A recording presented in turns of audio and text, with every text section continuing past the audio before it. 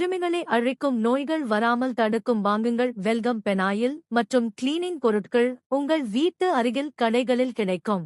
கர்நாடகாவின் கார்வர் சிறைச்சாலையில் போதைப் பொருட்கள் விற்பனை செய்வதை அறிந்து பரிசோதனை செய்ய சென்ற காவலர்கள் மீது கொடூர தாக்குதல். 2 கைதிகள் மீது வழக்கு பதிவு. ஏற்கனவே கொலை, கொள்ளை, மிரட்டல், பணம் பறித்தல் போன்ற பல வழக்குகள் இவர்கள் மீது உள்ளது.